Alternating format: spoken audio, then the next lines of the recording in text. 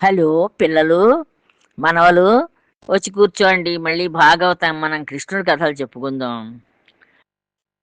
ఈ అక్రూరుడు అక్రూరుడి ఇంటికి వెళ్ళారు ఈ బలరామకృష్ణులు. అంచేత అక్రూరు వాళ్ళు చెప్తున్నారన్నమాట. ఓ పరమేశ్వర, బంధమోక్షాలు జీవునికి కూడా అంటవనగా జ్ఞానస్వరూపుడవగు నిన్ను అంటుతాయా? నువ్వు జీవుడికే ఈ బంధమోక్షాలు అందమని చెప్తున్నావు. అంటే ఆ ఆ భగవంతుణ్ణే ధ్యానిస్తూ, ఆ భగవత్ లీలలే చెప్పుకుంటూ, ఆ భగవత్ కథలే వింటూ, అలాగా అలా ఆ ధ్యానంలో కనుక గడపగలిగితే మన జీవితాన్ని, ఈ బంధాలేవి మనకి ఉండవు అని చెప్తున్నారు ఈ పరమేశ్వరుడు.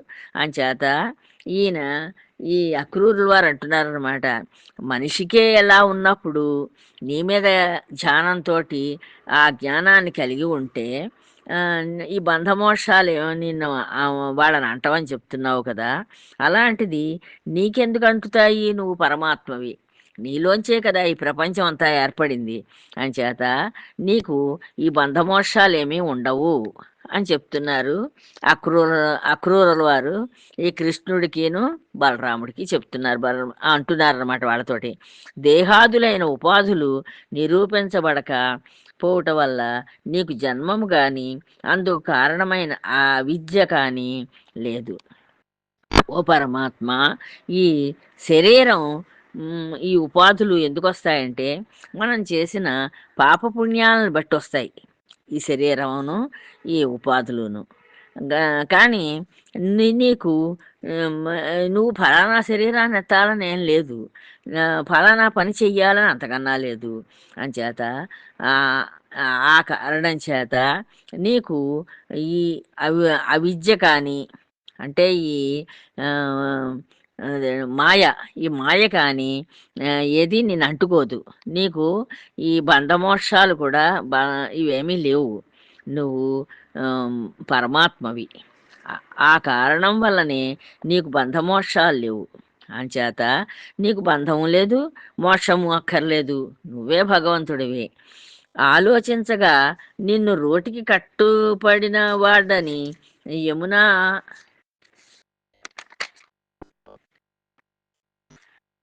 యమునా స్రవంతిలో కాళీయ విముక్తు కాళీయ విముక్తుడని అనడం అవివేకం వలనే సుమా. నువ్వు రోటికి కట్టబడ్డావని నీ తల్లి చేత, యశోద చేత అందరూ అనుకుంటారు. కానీ నువ్వల్లాగా కట్టబడేవాడవు కాదు.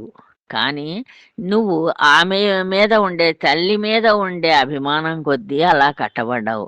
అలాగే ఈ కాళీయుడు నిన్ను చుట్టేశాడు, నీ ఒంటి నిండా చుట్టుకుపోయి నిన్ను బిగబట్టి పట్టుకున్నాడు. అలాంటివి ఆ కాళీయుడి చేత నువ్వు విముక్తుడవయ్యావు అని చెప్పి అంటారు. అది కూడా నువ్వు కావాలని పట్టుబడితే పట్టుబడ్డావు, కానీ లేదంటే నువ్వు ఆయన్ని చంపడం ఒక క్షణం పని. నాస్తిక మార్గముల చేత ప్రాచీనమగు వేదపదం అణగారిపోతూ ఉన్న కాలాన ఇప్పుడు ఈ ఈ ప్రాచీనులు ఏం చేస్తున్నారంటే నాస్తికవాదంలోకి వెడుతున్నారంటే దేవుడు లేడు, దేవుడు ఏం నడిపించటం లేదు ఈ భూ ఈ భువన భువంతరాళాలని అని చెప్పి వాళ్ళు వాదిస్తూ ఉంటారు.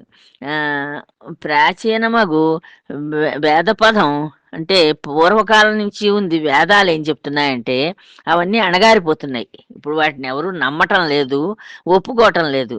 కా జగము మేలు కొరకు నీవు అవతరించి నువ్వు ఈ జగత్తుకి మేలు చెయ్యాలని, అంటే ఇలా దుర్మార్గం పెరిగిపోతోంది. ఇప్పుడు మంచి చెడు అనేది నమ్మితే మనం మంచిగా ప్రవర్తించడానికి చూస్తాం. కానీ దుర్మార్గం ఎప్పుడైతే ప్రబలిందో అప్పుడు బలమైన వాడు బలహీనుడిని ఎప్పుడు చితక్కొడుతూనే ఉంటాడు. వాడి దగ్గర ఉన్న వస్తువులు, తిండి అన్నీ లాక్కుని వాడిని బాధిస్తూనే ఉంటాడు. అంచేత ఈ ఈ దుర్మార్గం అణచడం కోసానని నువ్వు అవతారాలు ఎత్తుతూ ఉంటావు, ధర్మమును కాపాడుతావు. నువ్వు అవతారాలు కావాలని ఎత్తుతావు.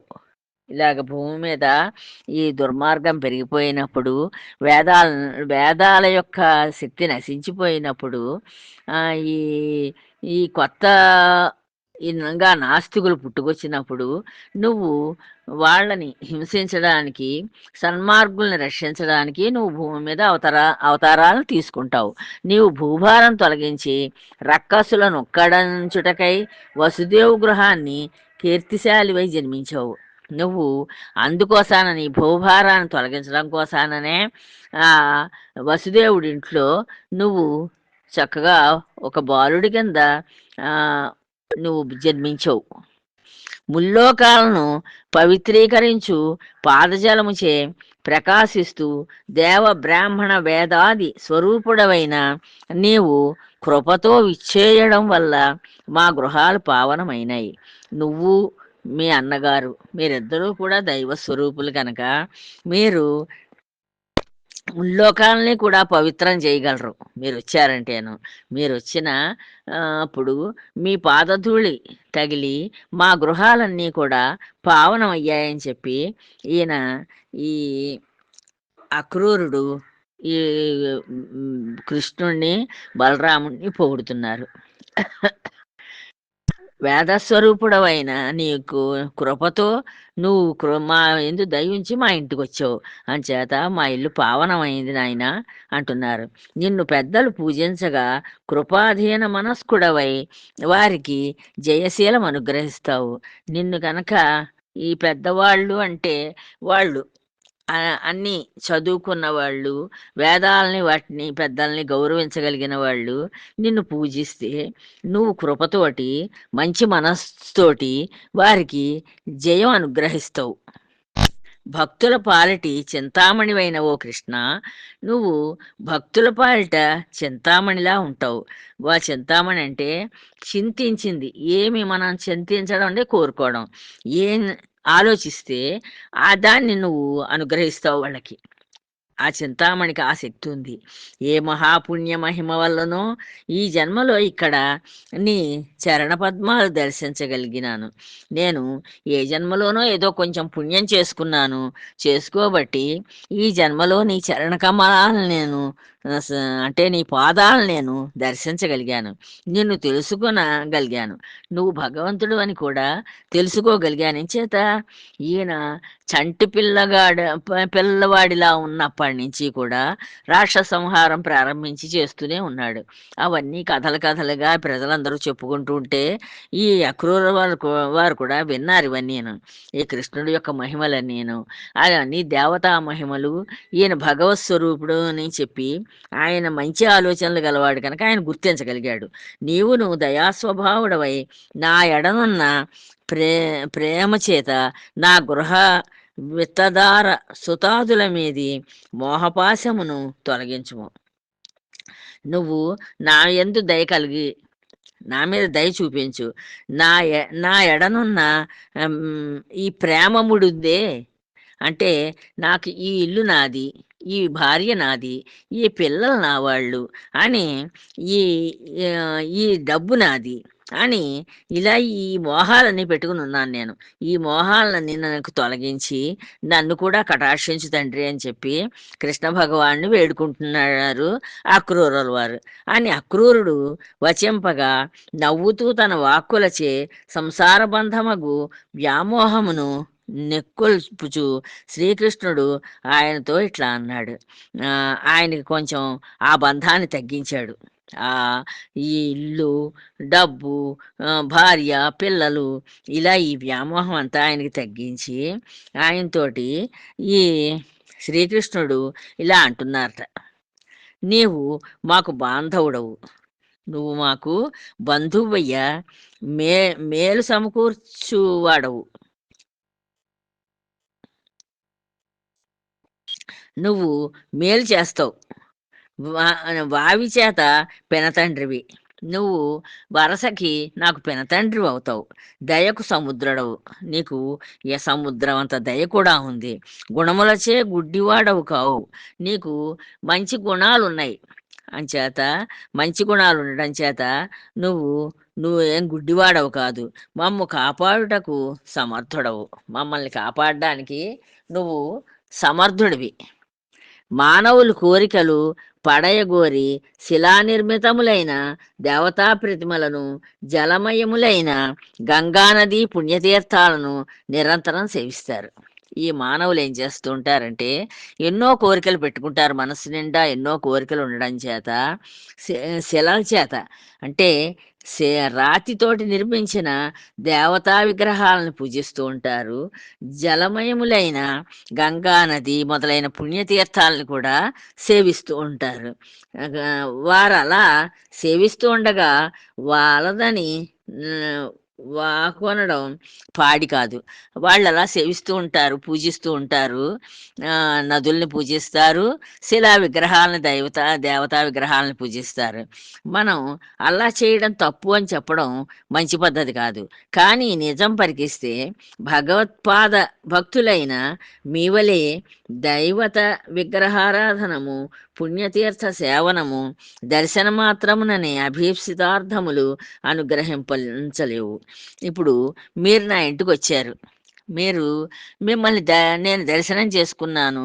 మీ పాద స్పర్శ వల్ల స్పర్శనం కూడా చేసుకున్నాను మిమ్మల్ని.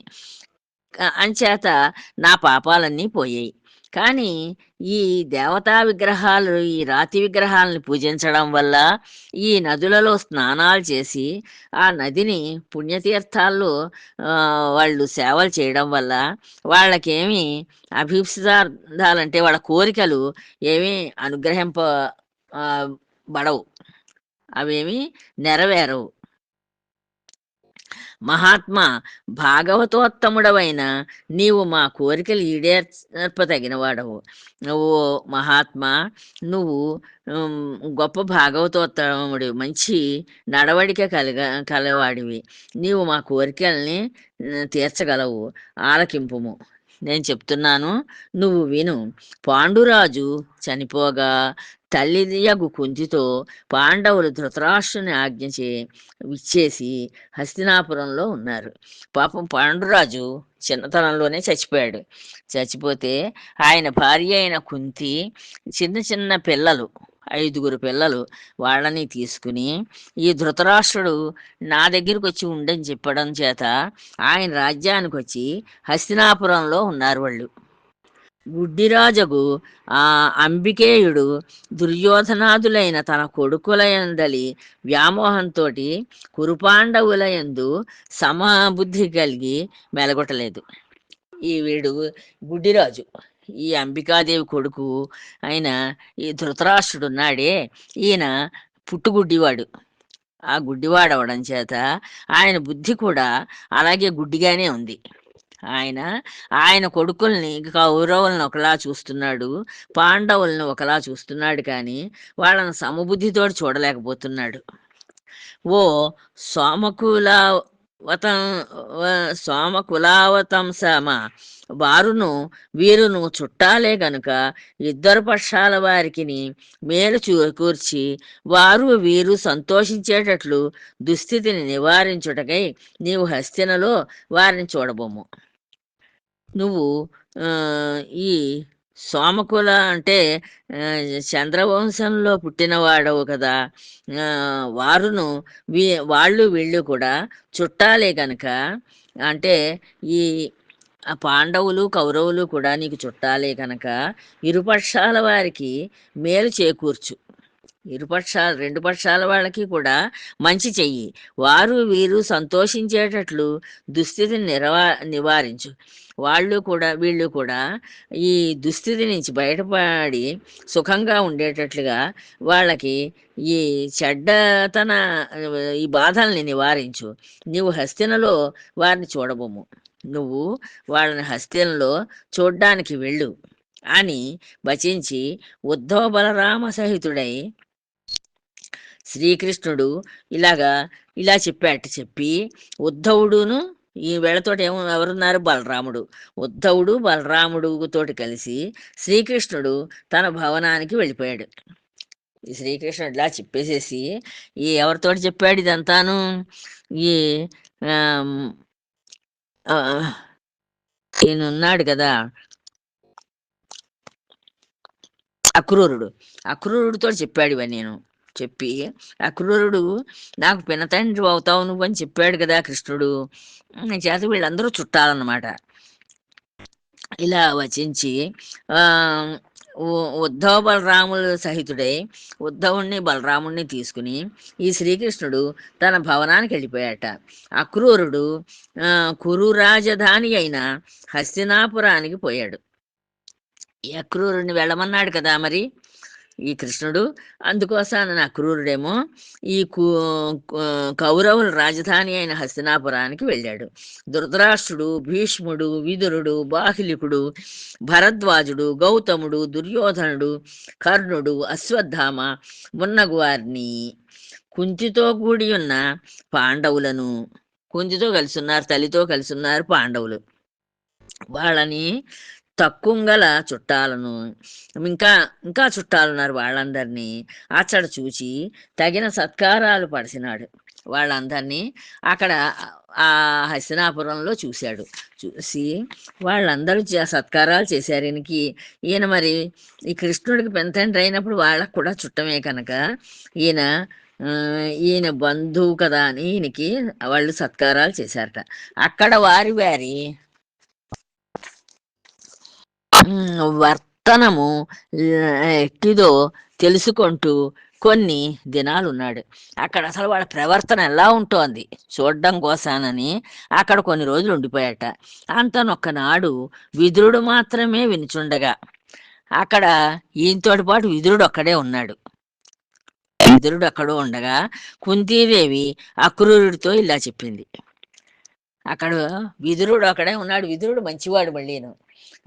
విదురుడు కూడా ఈ ధృతరాష్ట్రుడికి, పాండురాజుకి ఈ విదురుడు తమ్ముడే అవుతాడు.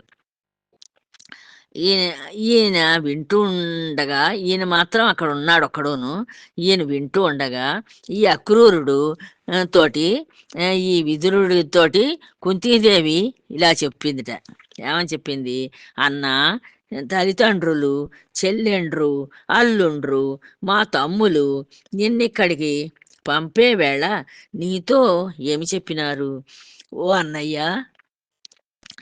నిన్ను మా తల్లిదండ్రులు, చెల్లెళ్ళు, అల్లుళ్ళు, మా తమ్ములు నిన్నిక్కడికి పంపారు కదా, పంపేటప్పుడు నీతోటి ఏం చెప్పి పంపారు అని అడిగింది. మా దుఃఖాలు వారు ఆలోచించురా, మేము ఇక్కడ దుఃఖపడి బాధపడుతున్నాం, మా దుఃఖాలు ఏమైనా వాళ్ళకి పట్టాయా, వాళ్ళు ఏమైనా ఆలోచిస్తున్నారా, వారందరూ సుఖంగా ఉన్నారా, వాళ్ళందరూ సుఖంగా ఉన్నారా, నేను ఇక్కడ దుర్బుద్ధులకు కౌరవుల నడుమ తోడేళ్ల గుంపులో ఆడుజింక ఉన్న విధంగా ఉన్నాను. నేను ఇక్కడ ఎలా ఉన్నానంటే నా పిల్లల్ని పెట్టుకుని తోడేళ్ళు ఉంటే చుట్టూను, ఆ తోడేళ్ల మధ్యలో ఒక ఆడజింక ఎలా ఉంటుందో అలా ఉన్నాను, నా పరిస్థితి అలా ఉంది అని చెప్పింది.